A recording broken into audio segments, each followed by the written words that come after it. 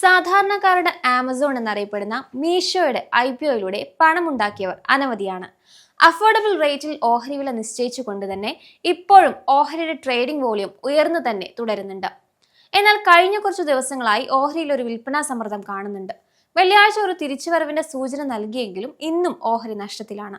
ഓഹരി ഇപ്പോൾ നേരിടുന്ന പ്രതിസന്ധികൾ എന്തൊക്കെയാണ് എന്നും ഇനി ഓഹരിയിൽ സ്വീകരിക്കാൻ അനലിസ്റ്റുകൾ നൽകുന്ന വ്യൂവും മനസ്സിലാക്കാം. IPOക്ക് വമ്പൻ സ്വീകരണം ലഭിച്ച ഓഹരിയിൽ തുടർച്ചയായ റാലിയാണ് കണ്ടുവന്നത്. ലിസ്റ്റിംഗ് ദിനത്തിൽ തന്നെ 46% പ്രീമിയത്തിൽ 162 രൂപയിലാണ് വ്യാപാരം ആരംഭിച്ചത്. തുടർന്ന് ഓഹരി 254 രൂപ വരെ കുതിക്കുകയും ചെയ്തു. എന്നാൽ പിന്നീട് ഓഹരിയിൽ ഈ റാലിക്ക് ശേഷം ഒരു ലാഭമെടുപ്പിന് സാക്ഷിയായി. ഇപ്പോൾ വീണ്ടും കഴിഞ്ഞ കുറച്ചു ദിവസങ്ങളായി വിൽപ്പന സമ്മർദ്ദത്തിലാണ്. കഴിഞ്ഞ ജനുവരി 7-ന് ഓഹരി 5% ഇടിഞ്ഞ് ലോവർ സർക്യൂട്ടിലെത്തിയിരുന്നു. ലോക്ക് ഇൻ പീരീഡ് അവസാനിച്ചതിന് പിന്നാലെയാണ് ഓഹരിയിൽ ഇടിവ് കണ്ടത്. തുടർച്ചയായ 2 ദിവസം കൊണ്ട് 10%-ഓളം നഷ്ടം ഓഹരിയിലുണ്ടായി.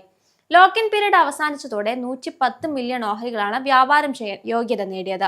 ഇത് ഔട്ട്സ്റ്റാൻഡിംഗ് ഇക്വിറ്റിയുടെ 2%-ആയി വരും. പ്രൊമോട്ടർമാർ, പ്രീ IPO ഇൻവെസ്റ്റേഴ്സ് എന്നിവർക്ക് IPO സമയത്ത് വാങ്ങിയ ഓഹരികൾ ഒരു നിശ്ചിത കാലാവധിയിലേക്ക് വിൽക്കാൻ സാധിക്കില്ല. ഇതിനെയാണ് ലോക്ക് ഇൻ പീരീഡ് എന്ന് പറയുന്നത്.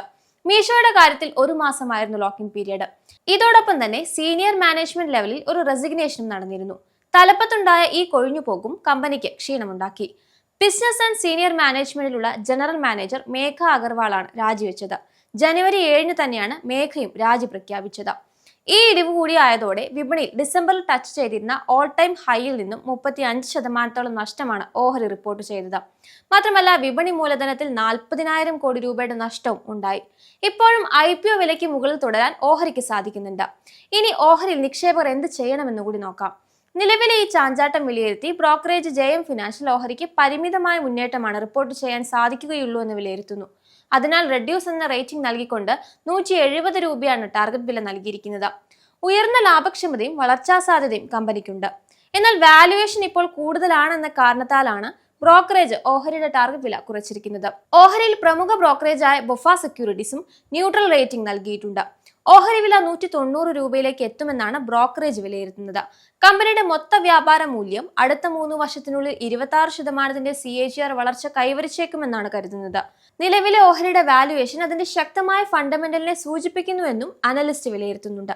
കമ്പനിക്ക് വിപണി വിപുലീകരിക്കാൻ അനുയോജ്യമായ വളർച്ചാ സാഹചര്യമാണ് ഉള്ളത്. അവരുടെ ഫിൻടെക് ബിസിനസ് വളർത്തുന്നതിനും ഗ്രോസറി സെഗ്മെന്റിലേക്ക് വിപുലീകരിക്കുന്നതിനും കമ്പനിക്ക് ലക്ഷ്യമുണ്ട്. ആഗോള ബ്രോക്കറേജായ UBS ഓഹരിക്ക് ബൈ എന്ന ശുപാർശ നൽകിയിട്ടുണ്ട്. ഓഹരി വില 220 രൂപ വരെ എത്തുമെന്നാണ് UBS കരുതുന്നത്. സ്ഥിരമായ ക്യാഷ് ഫ്ലോയും കാര്യക്ഷമമായ വർക്കിംഗ് ക്യാപിറ്റൽ ഡേയ്സും ബിസിനസ് കൂടുതൽ ശക്തമാകുന്നതിന്റെ സൂചനകളാണ് നൽകുന്നത്. അടുത്ത 5 വർഷ കാലയളവിൽ മൊത്ത വ്യാപാര മൂല്യം 30% CAGR വളർച്ച കൈവരിക്കുമെന്നാണ് UBS കണക്കാക്കുന്നത്. ചോയ്സ് ഇൻസ്റ്റിറ്റ്യൂഷണൽ ഇക്വിറ്റീസ് ഓഹരിക്ക് ബൈ എന്ന ശുപാർശ തന്നെയാണ് നൽകിയിട്ടുള്ളത്. ഓഹരിക്ക് 200 രൂപയാണ് ബ്രോക്കറേജ് നൽകുന്ന ടാർഗറ്റ് വില. ഇവിടെ അനലിസ്റ്റുകൾ മിക്സഡ് ആയിട്ടുള്ള സമീപനമാണ് നൽകിയിട്ടുള്ളതെന്ന് കാണാം. എങ്കിലും എല്ലാവരും ഒരുപോലെ പറയുന്ന ചില പോസിറ്റീവ് കാര്യങ്ങളുണ്ട്. അതിലൊന്ന് മീഷോയുടെ കയ്യിലുള്ള പണമാണ്. നമ്മൾ കണ്ടിട്ടുള്ള പല ന്യൂജൻ കമ്പനികളും വെച്ച് നോക്കുമ്പോൾ ഉയർന്നതാണെന്ന് കാണാം. ഉദാഹരണത്തിന് തുടക്കകാലത്തെ പേടിഎം അല്ലെങ്കിൽ സൊമാറ്റോ പോലുള്ള ന്യൂജൻ കമ്പനികൾ വലിയ നഷ്ടത്തിലായിരുന്നു ബിസിനസ് നടത്തിയത്. പക്ഷെ മീഷോ അങ്ങനെയല്ല. കഴിഞ്ഞ സാമ്പത്തിക വർഷം മാത്രം മീഷോ ഉണ്ടാക്കിയത് 1032 കോടി രൂപയാണ്. ഇതിനെ നമ്മൾ ഫ്രീ ക്യാഷ് ഫ്ലോ എന്ന് പറയും. അതായത് ബിസിനസ്സിന് ആവശ്യമായ എല്ലാ ചെലവും കഴിഞ്ഞ് ബാക്കി വരുന്ന തുക. മാത്രമല്ല കടം തീരെ ഇല്ലാത്തൊരു കമ്പനി കൂടിയാണിത്. ഈ ഒരു കാര്യം കൊണ്ട് തന്നെ മീഷോ മറ്റ് കമ്പനികളിൽ നിന്നും വ്യത്യസ്തമാണ്. എങ്കിലും നമ്മൾ മറക്കാൻ പാടില്ലാത്ത ചില റിസ്കുകൾ കൂടിയുണ്ട്. മീഷോയുടെ ബിസിനസ് നഷ്ടത്തിലാണ് എന്നതാണ് മറ്റൊരു വസ്തുത. കമ്പനി വിദേശത്തു നിന്നും ഇന്ത്യയിലേക്ക് മാറിയപ്പോൾ കൊടുക്കേണ്ടി വന്ന നികുതി മൂലം നെറ്റ് ലോസ് ആണ് കഴിഞ്ഞ സാമ്പത്തിക വർഷം റിപ്പോർട്ട് ചെയ്തത്. ഇതൊരിക്കൽ മാത്രം സംഭവിക്കുന്ന ഒന്നായതിനാൽ ഇതിനെ അത്ര ഭയക്കേണ്ട കാര്യമില്ല. മാത്രമല്ല ബിസിനസ് മോശമാണെന്ന് ഇതിനർത്ഥവുമില്ല. എന്നാൽ ആമസോൺ വെബ് സർവീസസുമായി ചെറിയൊരു തർക്കം ഇപ്പോൾ നിലവിലുണ്ട്. 127 കോടി രൂപയുടെ ഒരു ബിൽ തർക്കമാണിത്. ഇതൊരു ചെറിയ വെല്ലുവിളിയായി മാറിയേക്കാം.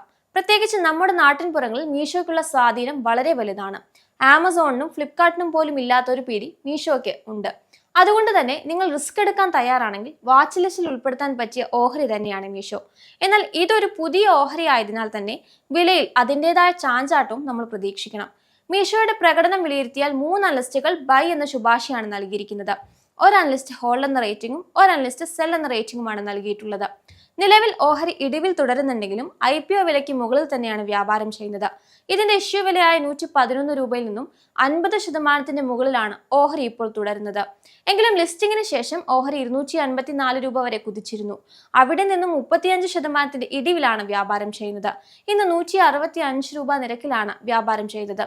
ഈ വർഷം 9% ഇടിവാണ് നിലവിൽ റിപ്പോർട്ട് ചെയ്തിരിക്കുന്നത്.